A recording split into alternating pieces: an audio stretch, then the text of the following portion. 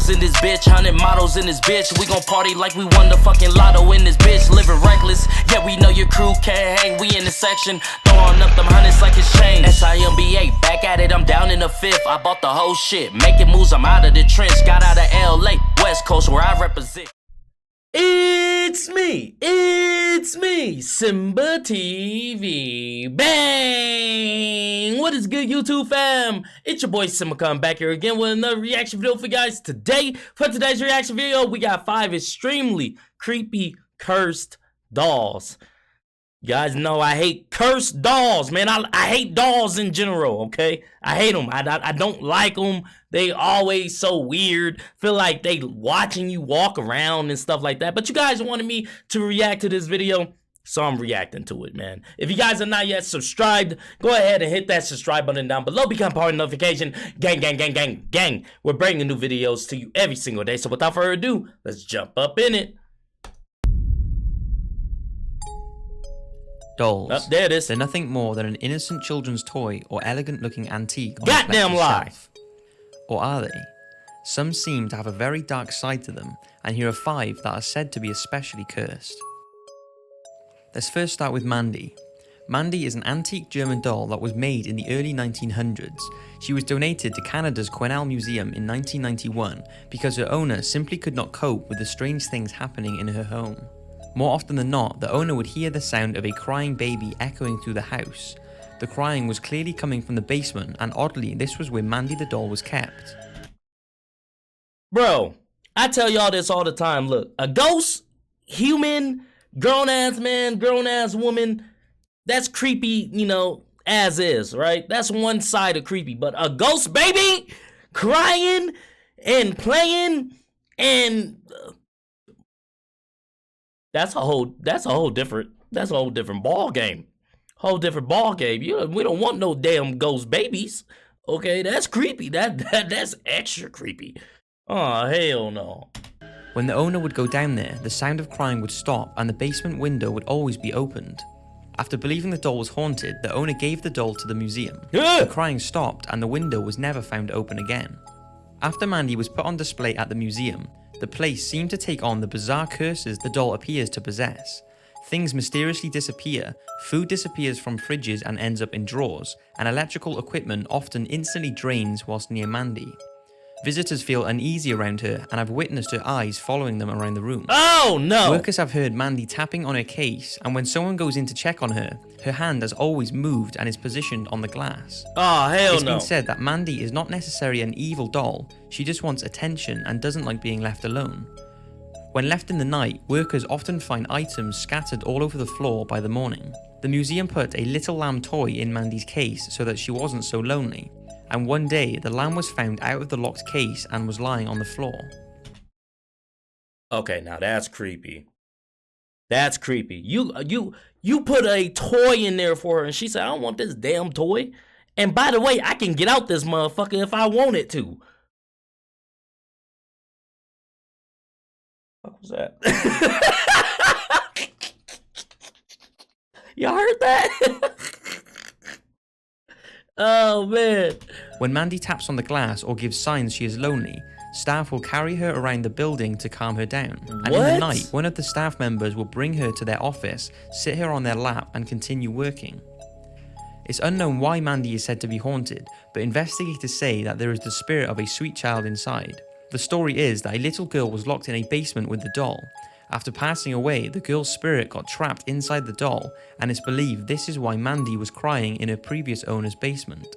Today, Mandy is still on display at the Quesnel Museum, and hundreds of people each year visit to see this incredibly cursed doll. Hell no! The Devil Baby Doll. This next story begins in New Orleans. During the 1800s, the legend is that a lady married a wealthy Scotsman. Her ex-lover was very jealous and asked Marie Laveau, the supposed queen of voodoo, to curse his ex-girlfriend. Long story short, the now cursed lady gave birth to her first child. Sadly, she died during labour and the baby seemed to possess the curse its mother was carrying. The baby was believed to be the progeny of Satan himself. The voodoo queen must have felt awful and decided to care for the baby. It's unsure how, but this so-called devil baby died and was buried alongside her mother in the St. Louis cemetery. Strangely, the citizens of New Orleans reported that after the baby passed away, it could be seen hiding in the shadows and alleys and was given the name the Devil Baby. Imagine that, y'all. Imagine you walk into the store, right? And you just see a little and then in the distance, you just see a little fucking devil baby just looking at you.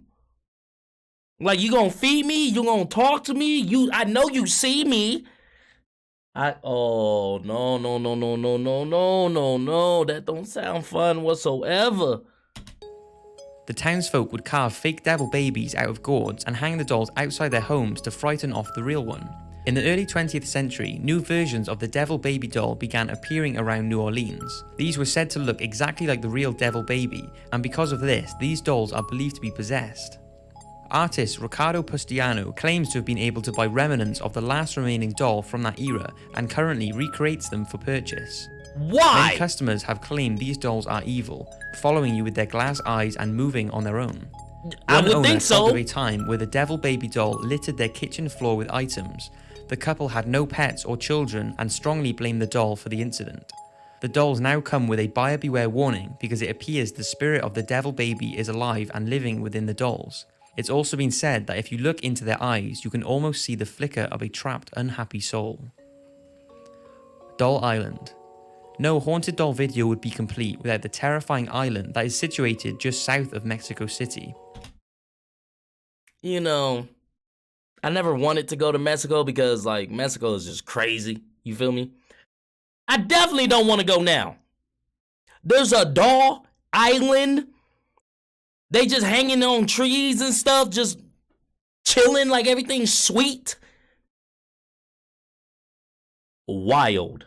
Known as Isla de las Muñecas, or the Island of the Dolls, it's not only the home for several hundred dolls, but this island also comes with a terrifying story of a little girl who lost her life on the island.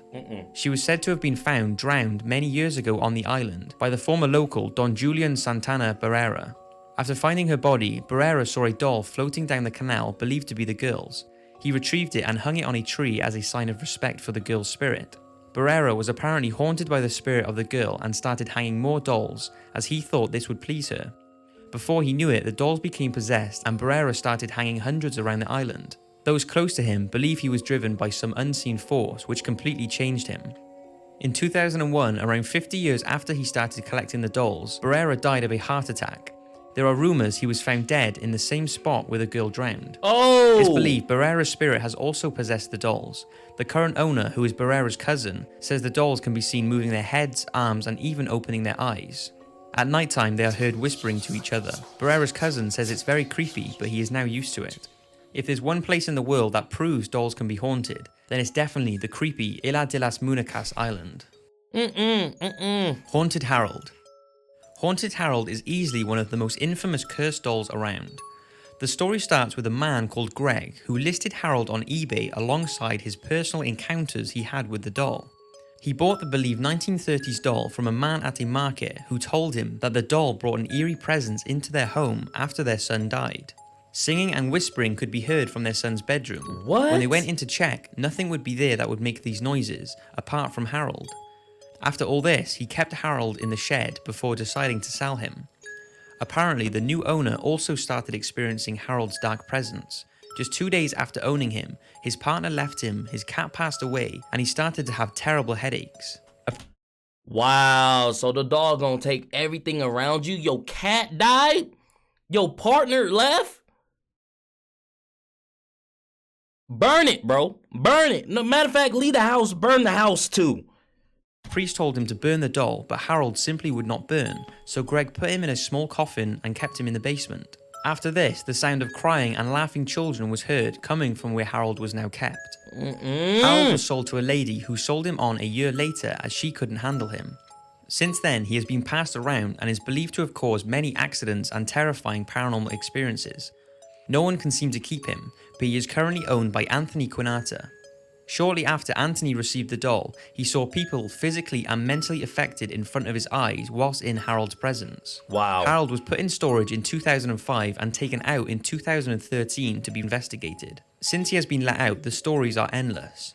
All psychics who read him say they want nothing to do with the doll, and Anthony tells of one creepy story where he and some friends were talking about Harold.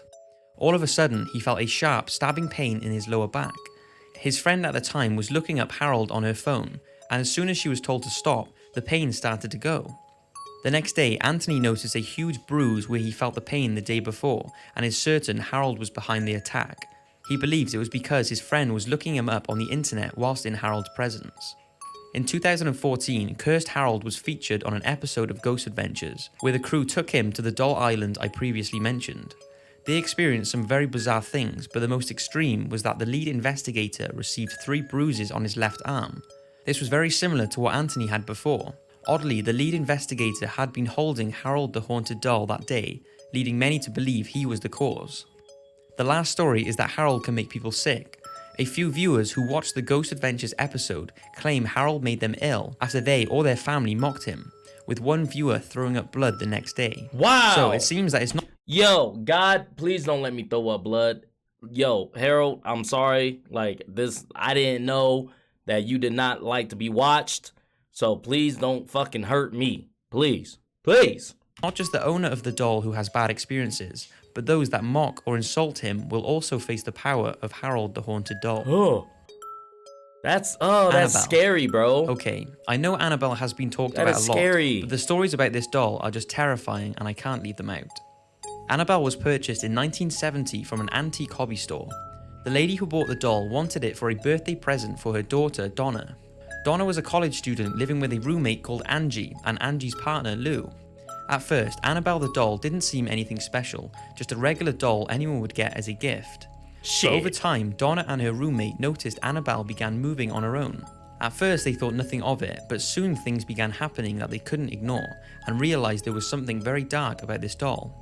Annabelle appeared to be fully mobile. Donna and Angie would come home to find the doll in a completely different room from which they had left it, and oftentimes Annabelle would be found cross-legged on the living room chair with her arms folded. Apparently, Donna tested Annabelle by placing her on the chair before leaving work. Once she returned, Annabelle was found back in her room on the bed with the door closed.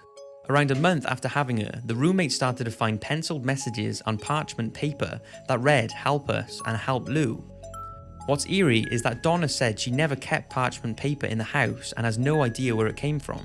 These "Help Lou" messages must have been for her friend Lou, who never liked the doll and often told Donna to get rid of it. When sleeping at Donna's, Lou began having nightmares that Annabelle was choking him in his bed.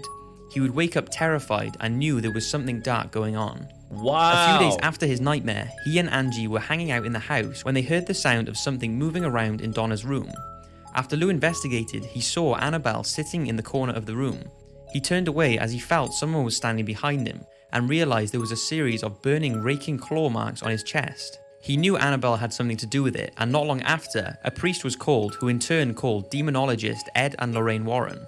They concluded Anna was the cause and were confident there was a demon attached to her. A priest performed an exorcism on the apartment and the Warrens took possession of the cursed doll. They put her in a bag and began the long drive home. Ed agreed to stay off the highways because there was a concern that the doll may affect the car. Sure enough, as they drove on the back roads, their engine kept cutting out, the power steering kept failing, and even the brakes gave them trouble. Ed opened the bag, sprinkled the doll with holy water, and the disturbances stopped, but not for long.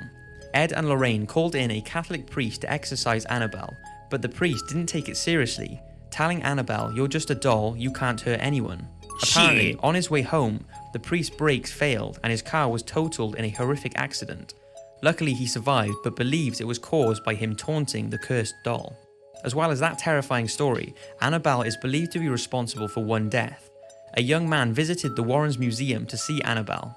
He apparently started to mock the doll, and while doing so, he ran up and began tapping on the glass of her case. He challenged the doll to put scratches on him like it had supposedly done to Lou, and challenged her to give him her worst. Ed kicked the man out of the museum, and around 3 hours later, the man was dead. Wow. He lost control of his motorcycle and hit a tree. His girlfriend survived, but whether or not Annabelle was responsible for his death will forever remain a mystery.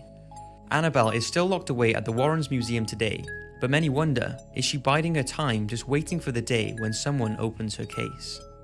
So, woo, boy, that's some creepy shit right there, man. That give me the GB hibbies, BBs, and CBs, man. I ain't like that, yo. Yo, if you guys like this video, go ahead and hit that thumbs up button for me. Thank you guys for commenting, sharing, and subscribing. And I'll see you guys next time. Peace.